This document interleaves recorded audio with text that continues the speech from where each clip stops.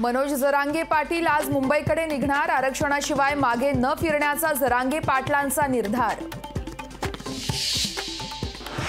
जरांगे पाटलांच्या आंदोलनाच्या पार्श्वभूमीवरती कडेकोट पोलीस बंदोबस्त तैनात। राज्यातील पोलीस दलाच्या साप्ताहिक सुट्टीसह सर्वच प्रकारच्या सुट्ट्या रद्द। तर पोलीस महानिरीक्षक सुहास वारकेंची माहिती।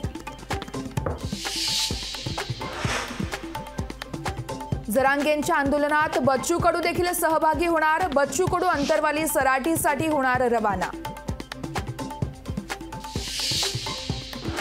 आरक्षणाला विरोध करणाऱ्या मंत्र्यांची नावं जाहीर करीन। सगळ्याच मराठा बांधवांसमोर मंत्र्यांची नावं जाहीर करणार।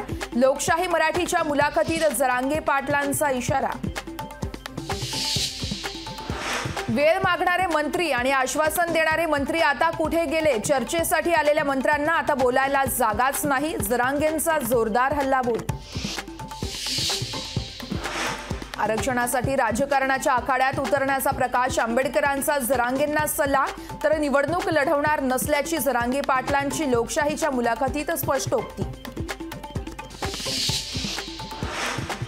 मुंबईतील प्रभादेवीमध्ये आज आदित्य ठाकरेंची जाहीर सभा। आगामी लोकसभा निवडणुकीच्या पार्श्वभूमीवरती ठाकरे गटाकडून सभांना सुरुवात। काँग्रेस नेते राहुल गांधींचे लोकसभा सदस्यत्व बहाल करण्याविरुद्धची याचिका सुप्रीम कोर्टाने फेटाळली। याचिकाकर्त्याला 1 लाखांचा दंडही ठोठावला। रोहित पवार यांच्या पाठोपाठ ठाकरे गटाच्या किशोरी पेडणेकर यांनाही ईडीचं समन्स। एकाच दिवशी महाविकास आघाडीच्या 2 नेत्यांना ईडीचं समन्स। अटकेची भीती कधीच वाटली नाही। पत्नी मुलाला अटक केली जाऊ शकते। शिंदे सरकारनं कोणतीही मेहरबानी केली नाहीये।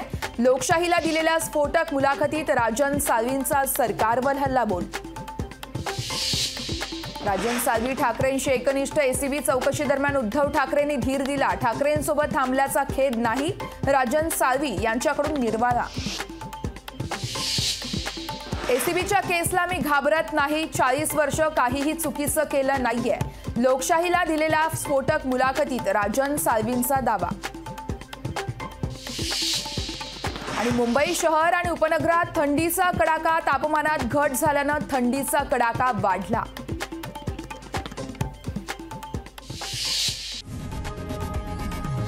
लोकशाही मराठी ऐका, पहा, जागरूक रहा।